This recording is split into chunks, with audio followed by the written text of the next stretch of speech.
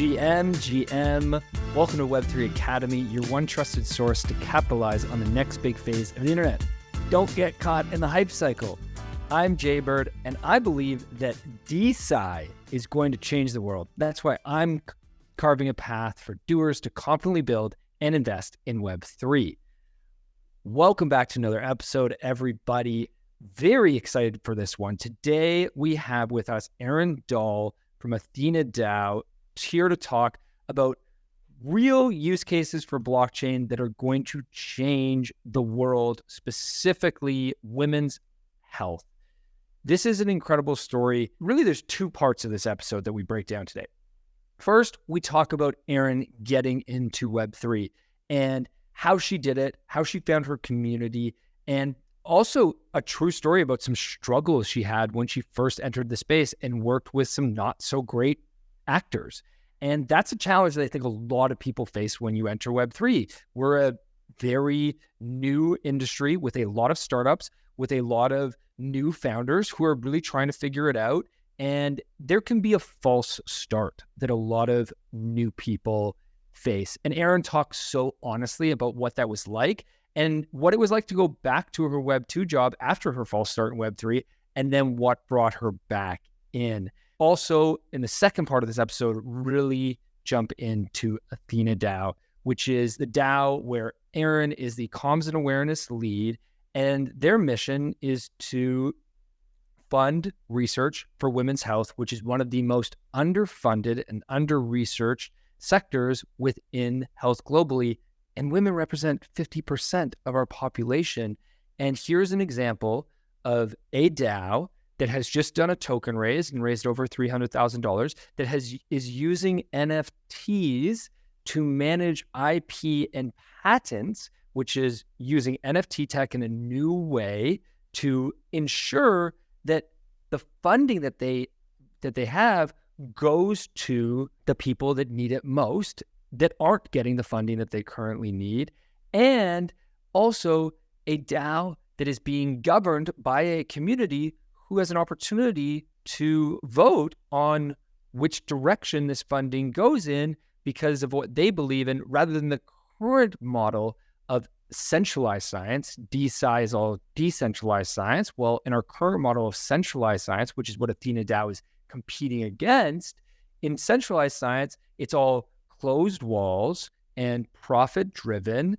It's not necessarily focused on the health that we need to solve and we need to fix. And it's not necessarily focused on the people that need it the most. It's focused on, well, the people that run these centralized organizations. So DeSci really presents an opportunity, and AthenaDAO is really the first example that we've had on the Web3 Academy show where we really talk about how DeSci works and how it can change the world, really, and change lives in such a meaningful way. And I think this is what we all crave so much in crypto and blockchain is like, yes, it's fun to participate in PFPs, and yes, it's fun to own tokens and support the decentralization of Ethereum.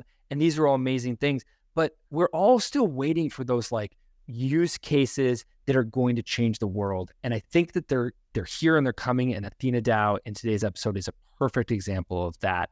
You guys are going to love it. Really excited for you to listen. Before we jump in, let's just take a minute to hear from our sponsor. Modern newsletters are built on Paragraph. That's right. Paragraph is a brand new newsletter platform that combines the best parts of Web 2 and Web 3 to supercharge newsletters for both writers and readers. Build a community, not just an audience. Paragraph uses blockchain tech to allow readers to collect and own the words that matter to them. This takes reading a newsletter to the next level. With Paragraph, readers can mint, collect, and show off quotes from their favorite newsletters. This opens new possibilities like creators sharing revenue with fans.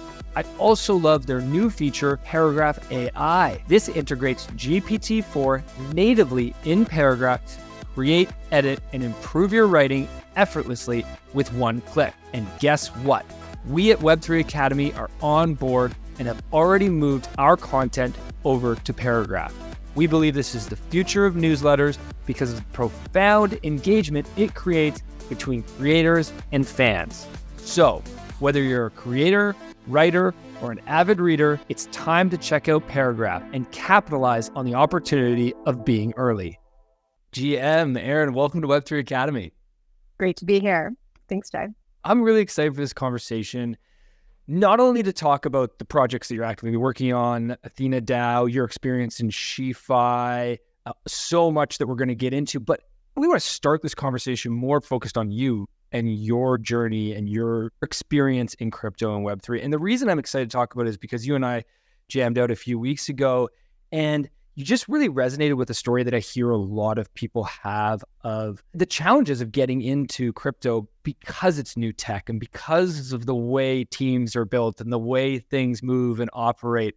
And you've just got such a great story. So, okay, tell us, how did you initially get into Web3? What attracted you? What got you excited?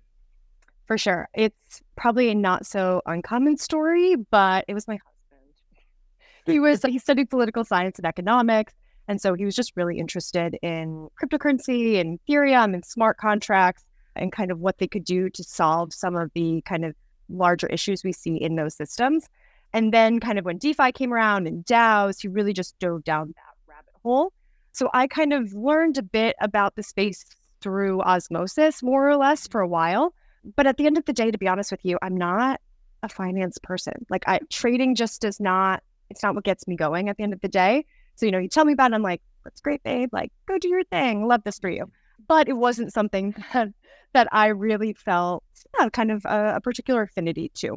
But simultaneously, I also was seeing, like I think so many people have, some of the kind of fractures that were being created in a lot of our systems in society, whether it be climate change really sort of taking hold, kind of geopolitical tensions growing, wealth and wage gaps growing as well. Mm-hmm. And so there was a part of me that was also like, there's something that's not matching up. And so that was kind of like in my gut, but I didn't really do much about it for a while. It's so refreshing to hear the good that attracts us all to Web3, this focus on greater ethos, on building better systems. It's like so many people come for the speculation, unfortunately, and that's a great thing that Web3 and crypto are enabling us. Like, I think there is a lot to be said.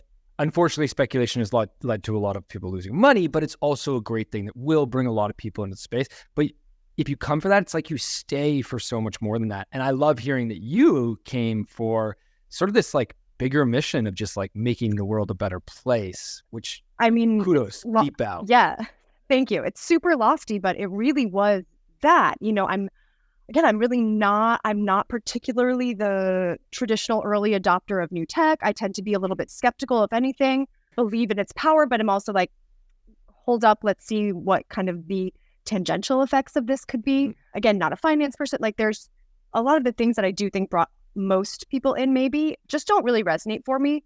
But the more I've sort of talked about Web3, and I rarely call it crypto. Sometimes if people don't know Web3, so I'm like, crypto. But it's not just cryptocurrencies, because that's where their mind goes. I think so many people just only know about the financial applications.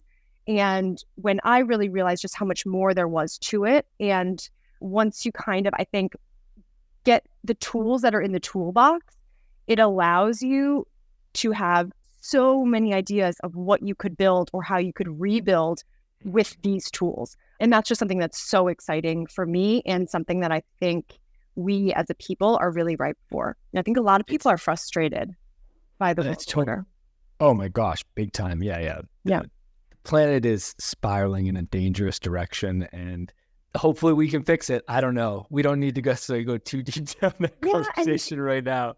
Right. And I mean, honestly, I'm not looking to like fix the world. I think that's a little unrealistic, but I do think that we can make some real incremental change and just show that there are other ways of doing things out there.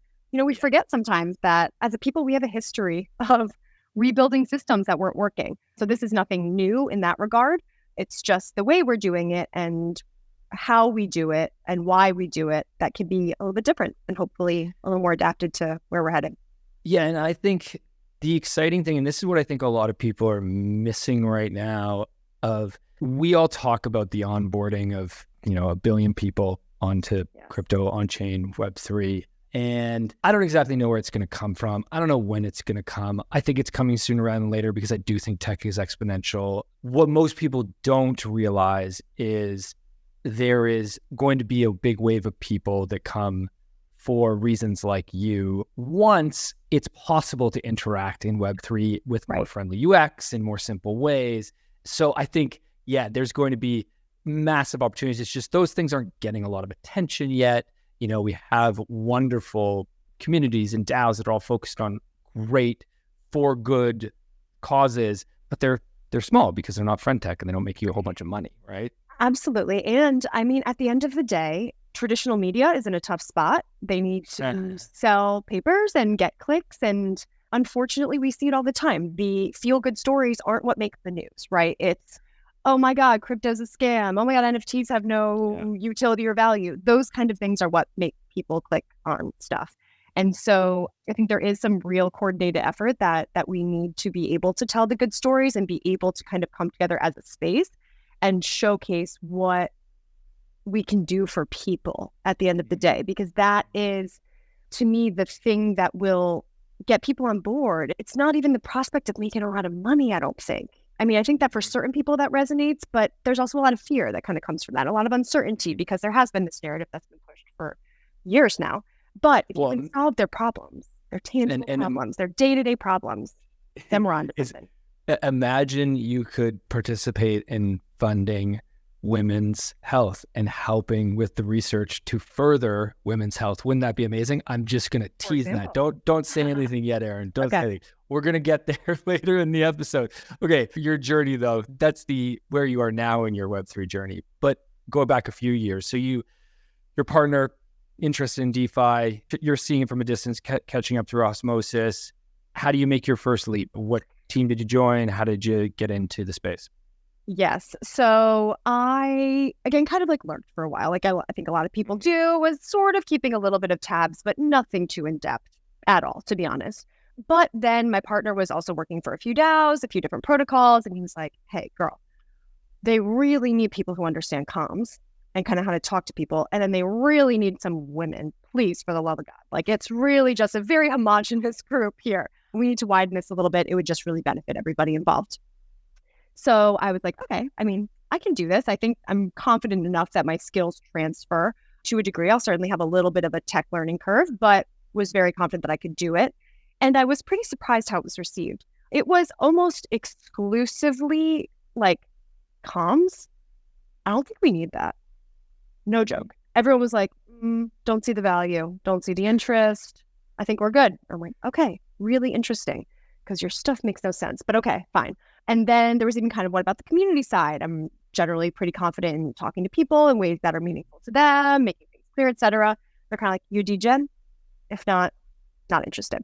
So I realized pretty quickly. And let's be clear, you worked with Microsoft, LVMH, major global brands, and helped them develop branding and comm strategies. So it's not like you're coming with, like, you have a lot of experience. You understand what it takes to communicate with a customer and to build an audience and create a great message and position yourself. All very important to every single business, regardless of whether they're in crypto or in healthcare or whatever. And these guys, I shouldn't say guys and girls, although it sounds like it's mostly guys. I know it is in crypto. I think you could probably make a few assumptions here. You're on the team, you're putting in work, and they're like, no, we don't care. No, not even on the team. They were just like, no, we're good. Like, they didn't even want to try it out, really. Or they had one kind of token comms person who very clearly didn't know anything about comms. I couldn't even really decipher what they were doing, to be totally honest, as I was kind of trying to evaluate their work, trying to sort of do my own research on what they saw comms as or how they were handling it. It was pretty much non-existent. When that sort of turned around was when one project kind of came back to me that had originally said, no, we don't need this, when they were in some hot water. So they need some crisis comms. And so I was like, okay, I think I can do this. What I ended up doing was talking to a whole slew of people internally, independently, together, et cetera, to really grasp what was going on and where those kind of holes were. And I created not only a comms plan for them, so here's what we're going to say, but also a real kind of strategic repositioning. Like, okay, you can't just say this stuff. You have to do things differently, guys, because some of the stuff that you're doing is just ridiculous. Like, come on. Why did you think you were going to get away with that? This is all on chain. Come on. Like, seriously. And so created really this whole comprehensive thing. We're like, okay, this is great. This is so helpful. Da, da, da, da. It was just a few weeks stint, a month stint. And by the end of it, they probably not surprisingly did more or less the opposite of what I said. They just kind of all turned on one another, went to the press. It was a real mess. And that team was booted about, I think, 6 weeks after the end of kind of my contract, if you will. And so it became really clear to me that there were some very, very, very pronounced issues in this space. It was a team of very young leadership, mostly anonymous, but it had come out kind of who some of the people were. Nothing wrong with young people. They're amazing. They have great ideas. But sometimes running a business goes a bit better if you have some business experience and just some life experience and some people management experience and some fund management experience. And that really wasn't the case for any of them. So I very quickly was like, oh my gosh, I'm appalled. Out, get me back to Web 2. Like, this is just not a viable career shift. And I wasn't thinking of totally changing my career, but more kind of adding in some crypto to what I was already doing, seeing how I could kind of have one leg in, one leg out. And for me, it just felt like an impossibility after that experience. It's so tough because like this false start story is a story that I hear a lot in crypto and blockchain because, as you said, it's all startups, right? So, most of them are going to fail, right? Like we're not joining well-established businesses that have sustainable revenue. I mean, yes, there are now more and more, but mostly it's just startups and you're going to have a little bit more difficulty. So you kept your Web 2 job. Totally. Yeah. Still had my agency. I still have it. Yeah. Right. Yeah, exactly. You're still right. So that gave you some flexibility to come back. What was it like to go back into Web 2? Were you like, I'm done with Web 3 and I'm never going that way again? Were you still trying to keep a foot in there? Sure. I really didn't keep a foot in, but I put on the back burner and I knew I was going to keep it there for a little bit of time. I'm kind of a no bullshit sort of person. I'm like, listen, you did me dirty. Not saying this needs to be a forever like breakup, but we're going to take some time apart. And so I went back to my kind of Web 2 clients, really dove back in. And to be totally honest with you, it felt pretty good.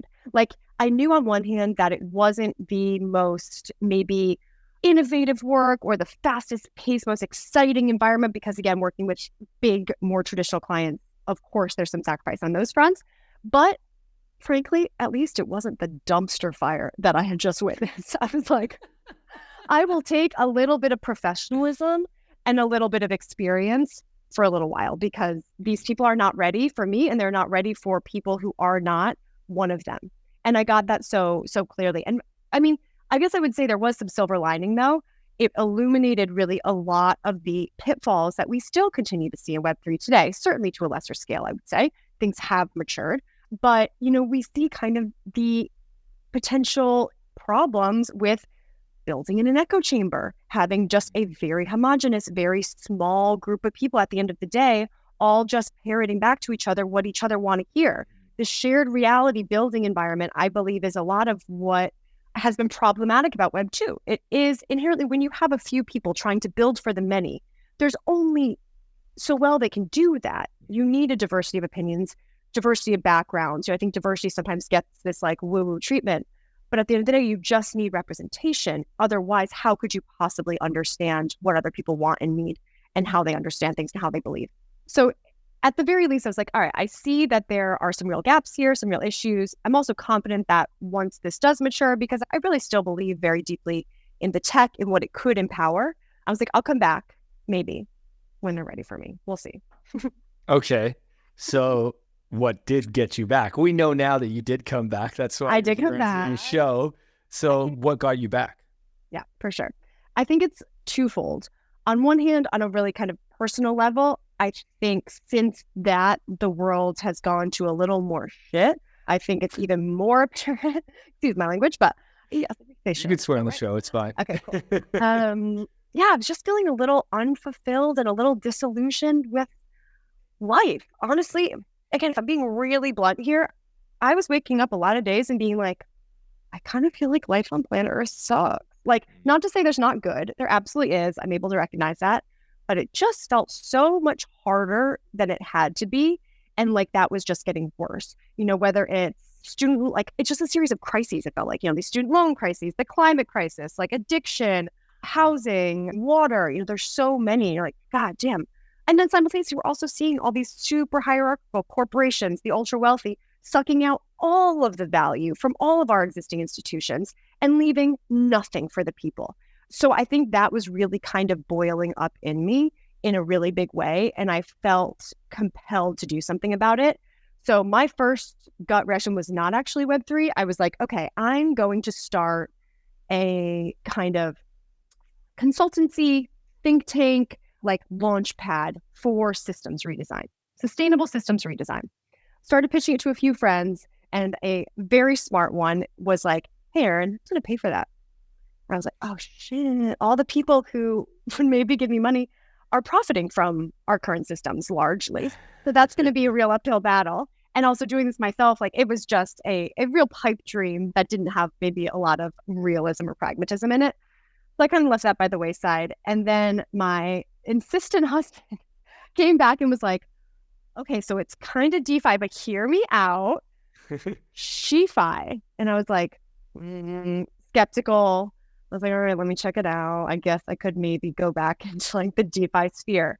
And I think I looked at their Twitter page and they were calling out for a new cohort, and I signed up in seconds. And honestly, it was one of the best decisions, if not the best decision I made this year. This was earlier this year. Wow. Yeah. They must have had great comms. Okay, what is SheFi? So SheFi is kind of this educational initiative and community, huge, awesome community that really empowers women and non-binary folks to understand, grow, and I would say own kind of their wealth and value through Web3 and just kind of like all new tech education and experimentation. And there were so many things that I loved about it. I think, again, because I was coming from like this more personal space where I was really craving the how. Like I knew kind of what my mission was. I felt it in my blood, but I just didn't know how. And again, this gave me the sort of like toolbox. It really taught me, okay, so we have these things at our disposition. And then it just kind of illuminated so many, like it just unlocked my creativity in like the most gorgeous way. I was so grateful for it. But it also just, you have the educational side, which is awesome. It's incredibly approachable. I would recommend it to anyone at any stage. And you do have people who know absolutely nothing about Web3, up through to people who actually work in Web3, but maybe don't have much experience in DeFi or don't know much about staking. They don't know much about how they can use some of the more DeFi tools to build their own wealth. And so you have a really diverse kind of group of people, which brings into the community, which is also incredible. Like, I think one thing that SheFi does so well, and it's a little intangible, but it feels good. And this is something that I've kind of been focusing on a lot lately. I read this book called Bending Reality, and it's the notion of like, how do things make you feel? Not what you think about them, but in your body. Like, do you feel at ease? Do you feel a little happy? Do you feel a little giddy? Do you feel a little stressed, tightness in your chest, whatever? And Maggie Love is behind SheFi. She has just created, as much as I hate to say it, a vibe that is impeccable. You feel welcome. You feel like you can ask any and every question. You feel supported. She's put in place all these different little programs and mechanisms to guide you and help you and pair you up with people and introduce you to people in the community. And then there's also the kind of experimentation side, really big on using the tools, which I think is so, you probably know, so important. It's one thing to learn about them. It's a whole other thing to actually try them out and get comfortable doing them. And they do that super, super well too. So it's been an incredible experience. You got to talk the talk, right? If you're listening to this podcast and you're not transacting on chain, stop listening and go transact on chain, because you'll learn more, honestly, by trying and experimenting than you will by listening to anything anybody can tell you or reading anything anybody can tell you. You need to do. That's always the best way to learn to grow. Absolutely. One thing that I love about your entry is you found your community. And I think that is it's a tough thing to do when you enter Web3, because there's so many communities and it's tough to know which one's yours. There's a lot of false starts there, right? But I think that for anybody listening, if you want to get into the space, if you're not already in it, or if you're in the space and you still haven't found your community, go join a few communities and find your tribe. And it makes such a difference once you find a strong community. So what did you get from SheFi? What were the how did it kick you in the butt to the next steps in Web3? I mean, I think it gave me, obviously, the education. I learned so much, but it also gave me this structure that I think was sort of lacking. I think the do your own research model, and I think SheFi was very much created as a response to kind of some of the failings of the do your own research mentality. It's amazing to do your own research. Everyone should. But if you can learn in community and come together at specific times each week, you're probably going to learn a little bit better and a little more holistically. And so that was very much the case for me. I think structure I really, really benefited from. It's just really easy to let something go when you're doing it yourself and you don't really have any support and you get busy or you get tired or you get sick or whatever. And then you fall off and then 3 months later, you're like, oh my God, what happened? SheFi kind of doesn't let you do that. I mean, you could always leave, but the kind of reminders, it's twice a week, 1.5 hour classes, it's live with Maggie, everyone's in the chat saying like, good morning, it starts with music. There's just a really nice, again, vibe and structure that I really benefited from. And I would say the other biggest thing was probably the introductions. It's something that they do, I found really well. They use something called intros.ai, where you fill out kind of a profile and then it matches you up with people in the community. So it could be in your cohort, functioned by cohorts. There's a few each year, I think, 2, maybe 3. Or it could be someone from a previous cohort. So it might be someone who's been working in Web3 for years and is down to help you. Could be a new person and you riff on like, okay, how the heck did we each get here? And it was just this really heartwarming, lovely experience every time I did one. And I really made the conscious decision to lean into SheFi. I was very fortunate to have some free time with my agency work. There were obviously, like a lot of people, experienced some budget cuts end of last year, early this year. And so I had a little extra time and I was like, I'm going to do this fully. And I would recommend that to anyone who, of course, has that opportunity. That meant doing all the intros I could. There's like, how often do you want to do this? I was like, as much as possible. And I really did. And it was so, so, so nice. I've met so many wonderful women, non-binary folks who are here for so many different reasons. And honestly, I left a lot of them with goosebumps. And to me, that's kind of maybe the best indicator of just a really valuable conversation that sticks with you for a while. So who did you meet that got you excited? Is that what led to your next opportunity? It certainly did. So I was really lucky. I mean, I pin it on a little bit of synchronicity, a little bit of serendipity. I met this wonderful SheFier named Sandra, who had done it previously. So she wasn't currently doing the program, but she just really loved it and was still doing these intros and still chatting with new SheFiers. And so we got chatting about why we were in Web3, what we were interested in. And I kind of started talking to her about this real desire to reshape our systems. That I just felt like so many things were broken and I just wanted life on planet Earth to be a little bit better. And I wanted to work towards that. And she was like, do you care about women's health? I was like, wait a second, Sandra. Yes, I do. I really actually do. You know, kind of on the flip side, I come from a long line of nurses. My mother's gynecologist, my grandmother, who is almost 90 and still alive, is a very feisty feminist. So I really do kind of have this in my blood in a lot of ways. And I ended up finding a wonderful organization called AthenaDAO that is working on using the Web3 stack to fund women's health research. And it has just been such an interesting, lovely kind of coming together of so many things I'm interested in and care about. So I've been working with them since like March. Yeah. Okay. Super excited to jump into AthenaDAO now, because that's how you and I first got connected, because we've been following DeSci, decentralized science, for a while. We've talked about VitaDAO on the podcast, maybe, like 6 months ago when they raised money from Pfizer, and saw you talking through your newsletter, talking about DeSci. Can you just give an overview of DeSci and then we'll lead into AthenaDAO? Yep, absolutely. So DeSci, much like DeFi in a lot of ways, is effectively opening up a pretty hierarchical, centralized system that is science. So the way science is done today, there are kind of a lot of issues with it. It's hard for researchers to get funding. It's hard to come by. They spend about half of their time seeking funding instead of actually doing science. It also ends up being really challenging to replicate experiments. A lot of them are done in silos, and we realize that they don't necessarily hold up in the real world. The incentives are really off kilter. So it's really hard, for example, for young researchers to get much of anything. Like 2% of funding goes to researchers under 35 years old. So it tends to be a lot of the kind of same actors that are able to benefit from the current system. Not to mention today, a lot of research happens at universities. The universities hold that IP.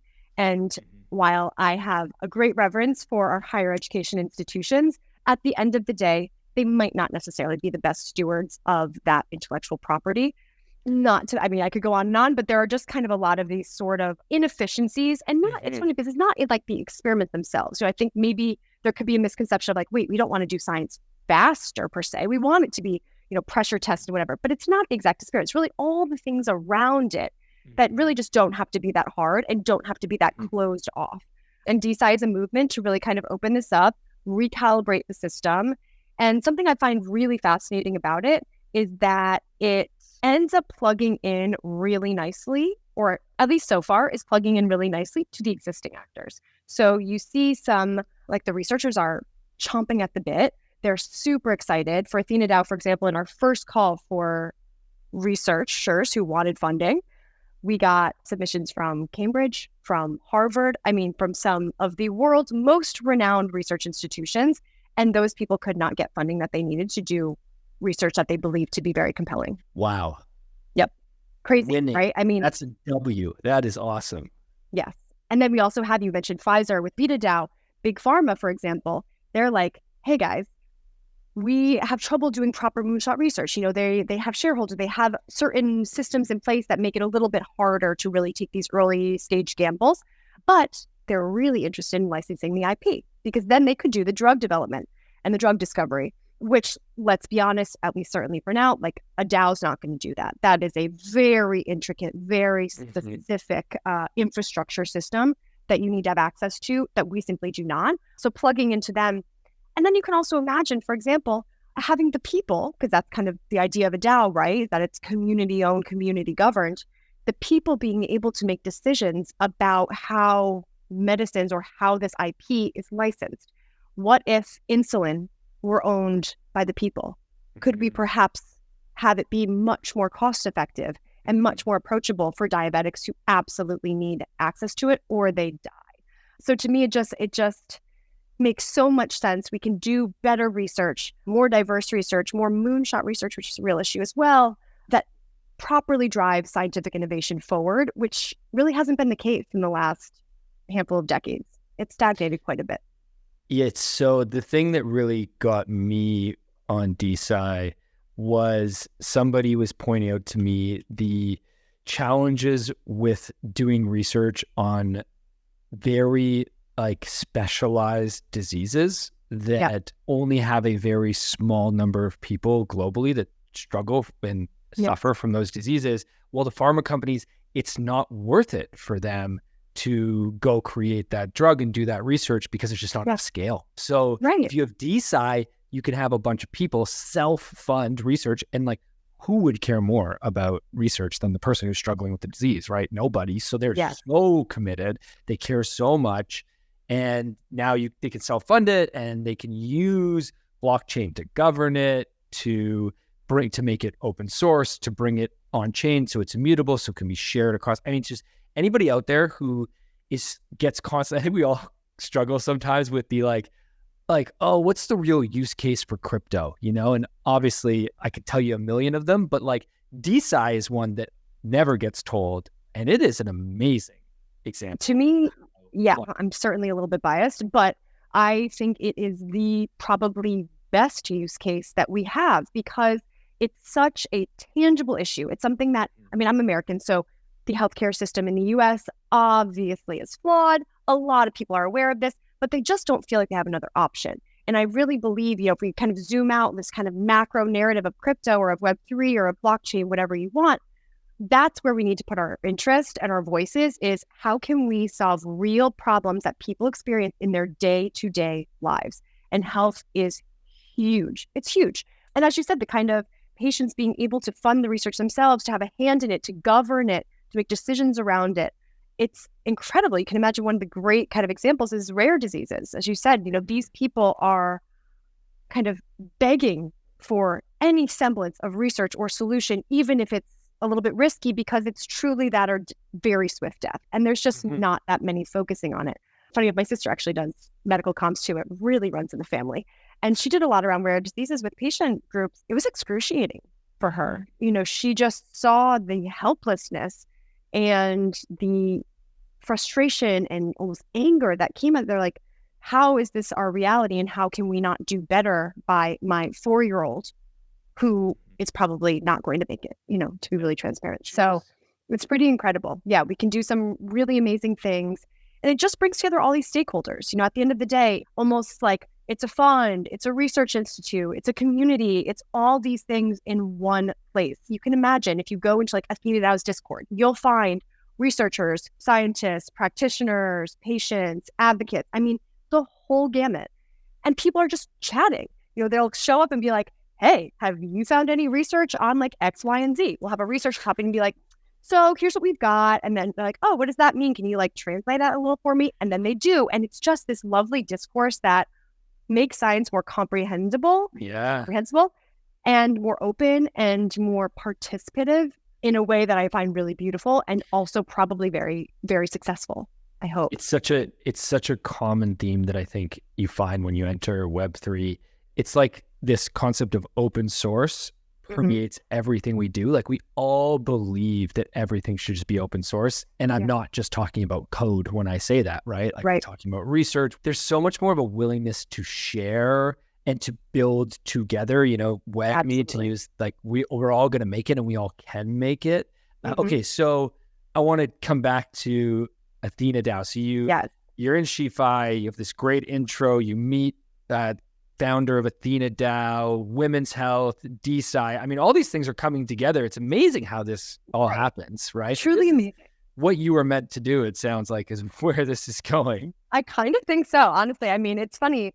And talking to people about it, almost without fail, people are like, wow, I can really sense your passion. And that's because I really, really do love it. And I really just believe in it. Kind of to rewind a slight bit, maybe I kind of mentioned like my mom's gynecologist. I also personally experienced a lot of the kind of shortcomings of the system. And that's really compelling too. You have a lot of women who have been disserviced by our current systems. And I think will very much rally behind this kind of cause. For me, it was excruciating periods, to be totally transparent. I talk about it freely because I think most people don't, and we should. It's important to understand. I was like, in high school, and inevitably my parents would send me to school. They're like, girl, you can't miss school. You got to go to school. And I would just have to go home because I was in so much pain. And I remember one time crying to my mom, being like, Mom, I got to go to the doctor. Like, this isn't livable. This is crazy. And she looked me straight in the eye and was like, girl, I'm the person you would see. And I'm telling you, there isn't anything for you. There are no options. They're going to just put you on birth control, which has a whole slew of issues. And if you start young, all the more. It effectively eliminates your period, your natural period cycle, strips you of your normal hormonal cycle, and that is incredibly detrimental to a young teenage girl and her development that will follow. So I had that kind of moment of personal realization of just how much this lack of, well, I didn't know at the time, but now I understand, lack of funding, lack of research, lack of attention placed on women's health really is impacting women day to day, and just how much of a disservice we're doing to half of the population. Like, we are not talking about rare diseases here, nothing against rare diseases, but this is half of the damn world that we have just left by the wayside. To give some context, we haven't had women in clinical trials until like the late 80s, early 90s. There's no clinical trials. Like usually we can go back 50, 60 years when we're looking at medical research, because it helps if you have a lot of time.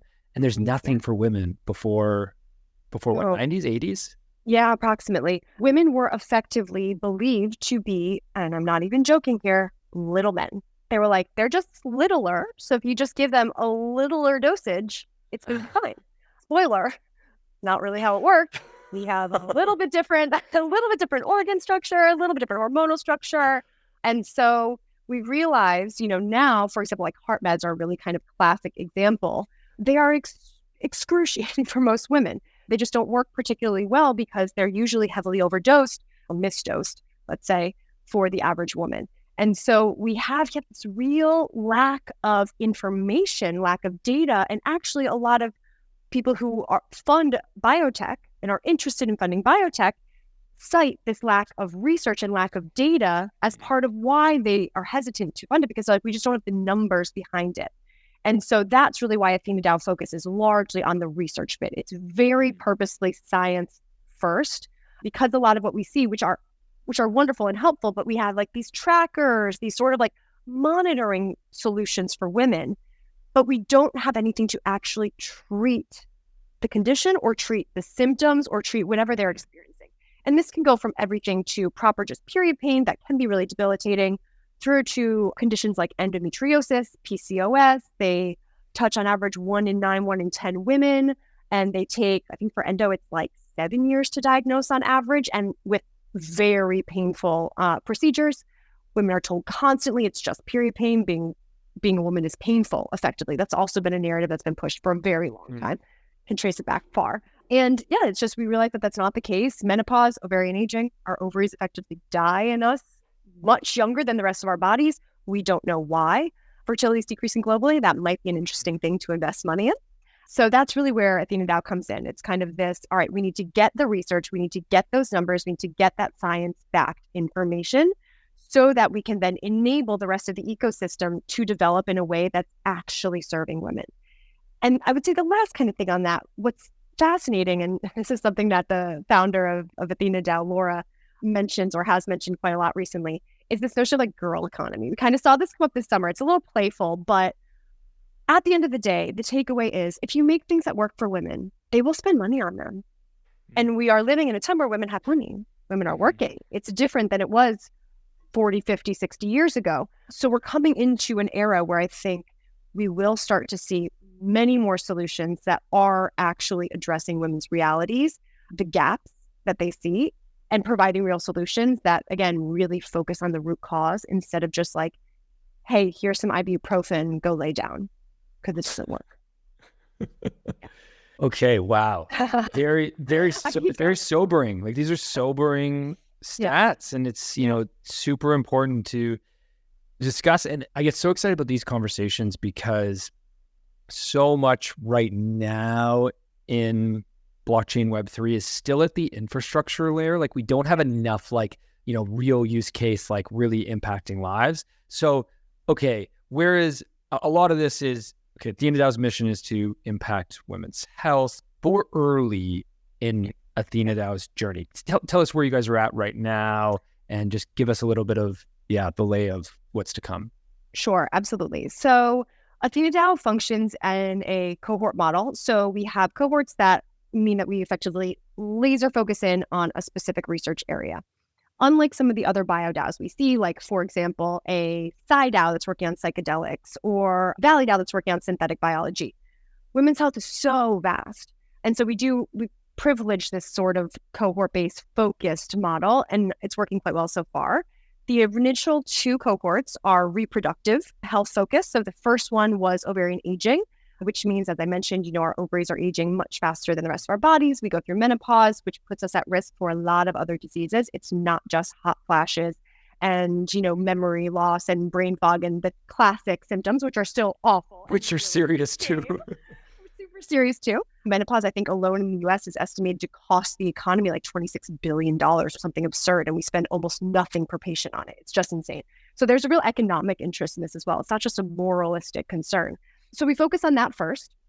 The goal of that, we funded our first IP NFT. So it's a new primitive, effectively using the NFT framework that governs IP, or that allows for kind of fractionalized ownership and governance of IP. And that was around with a doctor called Mario Cordero, who's out of Spain, I believe, who's working on developing, hopefully, some molecules that are patentable that would increase fertility and stave off menopause, which would be, just a freaking huge accomplishment. Because again, it's half the population and every single woman will go through menopause. Not everyone will have a kid. Not everyone has endometriosis. Every woman will experience menopause. So that's a huge thing. The second cohort is on endometriosis and PCOS, underfunded, misunderstood, poorly diagnosed, and pretty prevalent conditions that a lot of women suffer from. And the next ones, I won't give anything away, but they will not be on reproductive health. So we are going beyond that. We're looking at things, for example, I could say like oncology, some rare diseases, potentially microbiome. There's kind of a lot of different focuses that we can take. And those are already sort of in the early stages. And with each cohort, we fund these IP NFTs. We have 3 in the works around the ovarian aging side. On the endo PCOS cohort, we are currently in the process of vetting projects. So we do a call for projects and do a reproductive health report around this, or a health report around the same subject.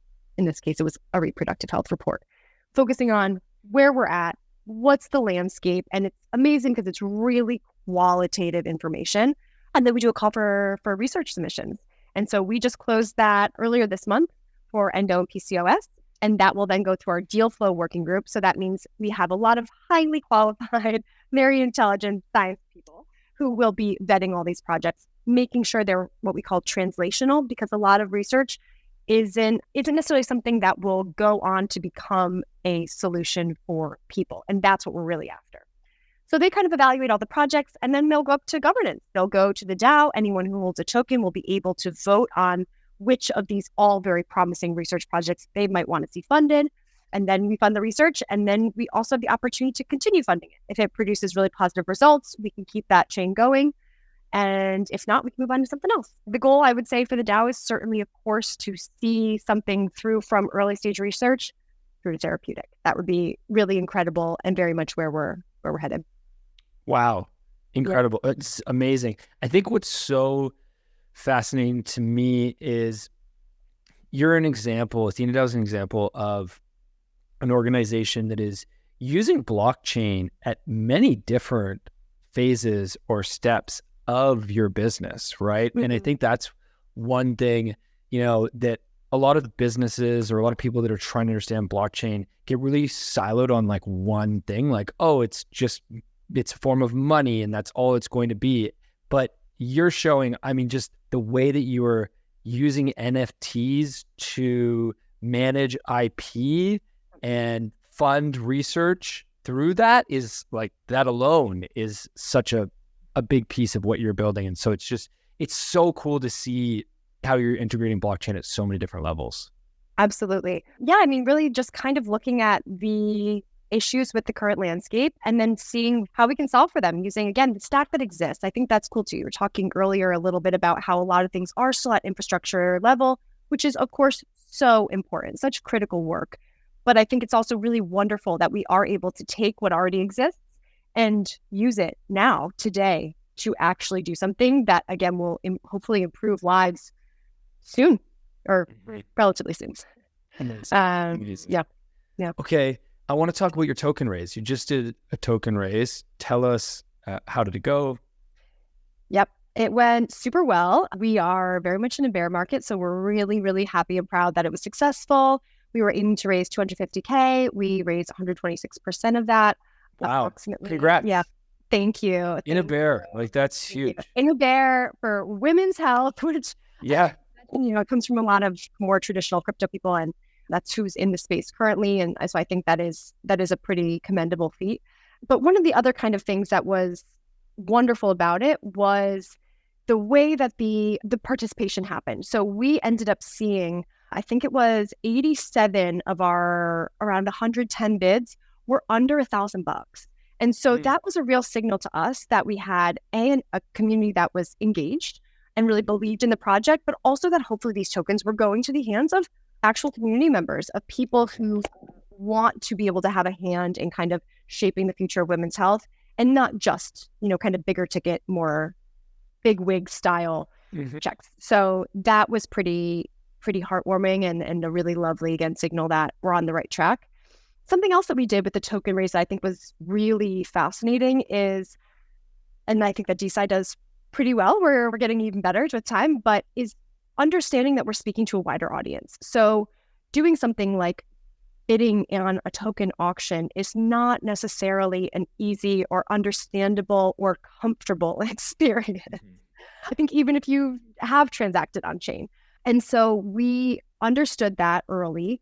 Our core team and founder were very adamant about, we need to make this as comprehensible and comfortable as we can for people. So we, for example, launched on BioXYZ's Launchpad. BioXYZ is Molecule, their accelerator that launches BioDAOs and also creates some of the kind of infrastructure tooling that they need to succeed. So we were the first to launch on their new launch pad. We helped kind of co-develop it, did a lot of UX testing with some of our contributors, but also some of our community members. For example, a little example is, we were going through and we're like, some of these terms are confusing. Like, I'm even asking myself, does this mean that or does this mean that? It could mean 3 different things. And we put a ton of hovers. So it still remained very easy to look at on first glance. But if you had questions, you could just click a little hover, not even click, just hover over something, and it would give you a kind of in-depth explanation. We also hosted these daily sessions called DeSci 101. And it was just really diving into what is DeSci, what is AthenaDAO, what is a token auction, what's a token. People could come and just ask whatever questions they had. And we did those several times a day for a whole week. Our team was on them regularly, answering lots of community questions. It was great. What else? I mean, we did some Twitter spaces. We did a whole newsletter series, just really made a big effort to bring as many people as wanted to partake in this in a positive way. And to do comms, it's ironic how it sort of comes back to your initial experience in crypto Web3. You worked with a team that did not care about comms at all. And so it's sort of the unfortunate thing about where we're at right now is that we've kind of become a little bit of an exclusive club or an exclusive society of like, you're in crypto or you're not. And that's a bad thing. And I think most of us on the inside recognize that. But the only way to solve that is to like put in the effort like you guys did to slow down and teach people from the beginning, because let's be real here. Most people are never going to go set up a wallet, fund it with crypto, and then learn how to use that wallet in a browser, click a bunch of transactions. Like, freaking right. Yeah, right. I mean, we are lying to ourselves if we're over here like, no, I think people totally do it. The cause is worth it. The mission's worth it. No, it ain't. Like, no mission is worth that. You could be like, you're going to maybe get like 50 grand. I swear people would be like, oh God, this is so annoying. It's probably a scam anyway. I think we have to be really real with ourselves on where people's heads are at. And that's something that I really just have always loved. I feel like I take a kind of like psychological approach to comms, just really trying to grasp sort of the zeitgeist and then also just what people need, where their heads are at. And I think truly a lot of people are kind of sitting here like, is crypto a scam and is AI going to steal my job? I think that's kind of where the average population is at. And so if we think that they're just going to magically do all these like 12 different steps, it's just simply not going to happen. So even at AthenaDAO, we have a huge mission to also like on this kind of education side, it's educating around women's health. So obviously where we have gaps, that there is a gap, some women don't know, surprisingly enough, but then also about Web3. So that's a real choice that the organization has made to make crypto more approachable and more understandable, specifically for women.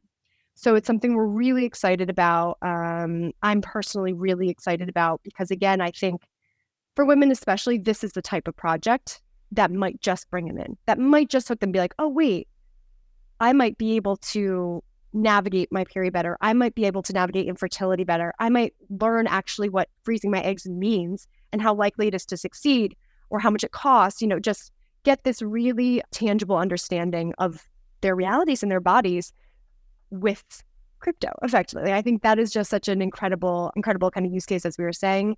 And I think it takes something like that coupled with the desire and volition to want to really get them on board and doing what that takes and not underestimating, because it's a lot.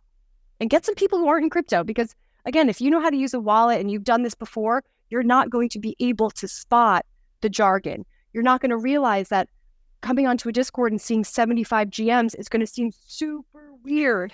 Someone who's not in crypto, guys. Like, no one who's never done sport is going to show up and be like, is this like a robot? Like, what? I think there are so many little habits that we're so used to that you need someone from the outside to be able to point it out. For sure. I think it's the job of every crypto company right now, in my mind, to participate in the education of everyday users, right? It's just something we all have to commit to.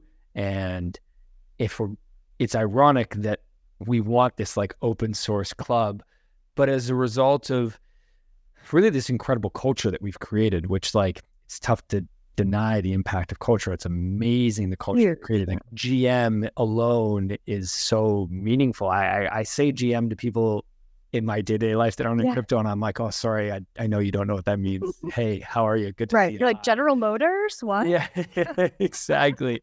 Yeah, so that was what I thought the first time. I was like, I don't get it. Cars? we got to work hard to welcome the masses and to let everybody in and make it more accessible. But thankfully, like, we're at that moment, where a lot of the tech is being abstracted. It's becoming much easier, and real use cases like AthenaDAO are now coming out, allowing everyday people to participate.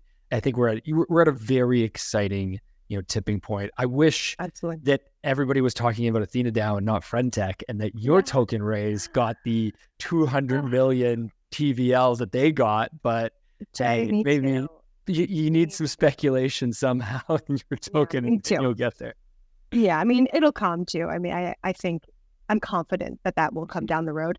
But yeah, I super agree. I think we're at a fascinating, really compelling point in time in Web3. And I absolutely believe that this will happen. I'm not here thinking like, oh, this might not get adopted. Like, no, I think it will. But how well we're able to shape the tech now in a comprehensive, collective, very like wide angle way, it's critical, right? That's kind of like what could go wrong? Maybe I don't think it's that it's not going to necessarily get adopted, but it's that maybe it will end up having some of the similar, very familiar pitfalls that Web 2 had. And I think we have, again, this opportunity to really bring in more people and get the word out in a comfortable, as you said, comfortable and familiar way that people are down to partake in. But be open to that and seek that out because it will only serve us all. I really, really believe that. But yeah, it's totally going to happen. I think this tech is too great. It's too much of a people's technology to not push through. And again, I think it's what collectively we're all longing for. I think people want to not be held by a few massive corporations that can decide to do whatever they want with our lives. We're seeing that if you let the market or corporations take the lead, they're never going to choose the masses. They simply do not. But there might be a way for us to do a little better and open things up a little bit. Yeah, it's really exciting. Hell yeah. Right. I'm on team Erin. Let's go. Okay. Before we wrap here and get into a speed round, some fun questions, I do want to give you a chance. We talked about AthenaDAO. How can people find you? How can they find out more? How can they get involved? And I'm also going to set you up to show your agency and your newsletter because you probably won't show them yourself, and they're both awesome. So I want to make sure you do. I appreciate that. Thanks. Yes, definitely follow along with AthenaDAO. Join their Discord. Follow them on Twitter. It's the best way to keep up with what we're up to. There's a lot of exciting things happening. The next 3 and 6 months are going to be incredible. I won't give it all away. Just come and join and you'll see on my newsletter. You put links for both those in the show notes. Yes, perfect. Thank you. And then for my newsletter, yes, I started this thing called Currently Digesting when I started SheepEye because I felt like often when you first get into the space, there's so much information. It's so easy to just consume it and then move on to the next thing. And I had so many instances where I was like really reflective about macro questions about, okay, if so much of our lives are going to be lived online on our phones, what's that going to do to our eyes and to our backs and to our, literally like, how is this going to shape our bodies? And I mean, just really big questions. And so I started this newsletter where I talk about it from time to time. And then my agency, I mean, if anyone's interested in some general brand strategy or comms work, absolutely. It's called Content Cooperative. Obviously, we're still around. We are actually doing more and more in the kind of tech space, AI, consulting, and those kinds of things. It's becoming a really nice bridge with my Web3 work. So that's really cool. What else can I tell you? I think that's it. Oh, check out SheepEye. SheepEye is amazing. If you are a woman or a non-binary person and you would like a little more education, would like a cool community, would like access to this network, it's literally $300 for 3 months of education. It is the best deal. There's scholarships available for people who might need them. It's wonderful as well. Can't recommend it enough. Amazing. Okay. A couple fun questions before we wrap here. Great. What is a must-read book you find yourself recommending? Easy one, Invisible Women. So touches on healthcare, but all the ways that sort of the world was, built by dudes and very much for dudes.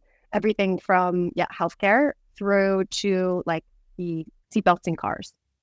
See, really? Women are more likely to die of car deaths because the seatbelts were dummy tested on a male dummy body. Wow. Yeah. And there's a lot of examples. So it's just really illuminating, and you just kind of really are like, oh my gosh, there are so many ways that, again, life is just a little harder for 50% of the population, and maybe it doesn't have to be. Fascinating book. Definitely not, especially the 50% that created all of us. I mean, come on, like those are the ones that we should, hold up on a pedestal. One thing you've bought recently for under $100 that brings you joy. This is like a little tacky maybe, but I finally have found the best SPF 50. Oh my God, tell me, my wife is gonna love this. Is it from France? I think it might be English.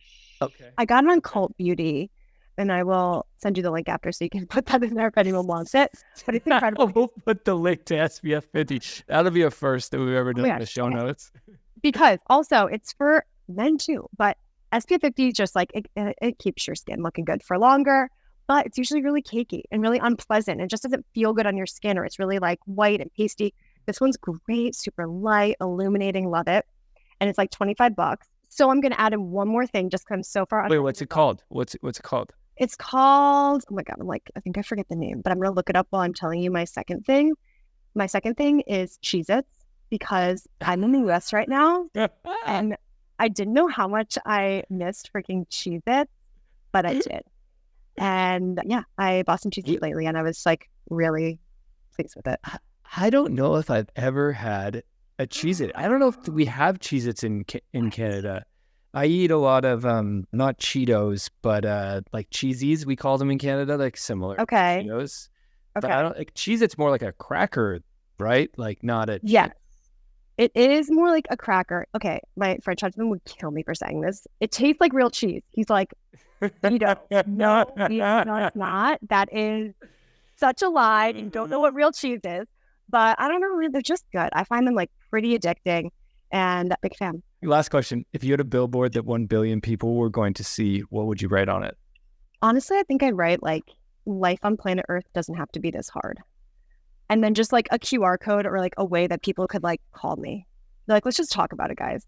Let's talk about it. I think like, again, a lot of people are feeling the weight in so many ways, but feel like there's no way out. Feel so helpless in shifting the paradigm.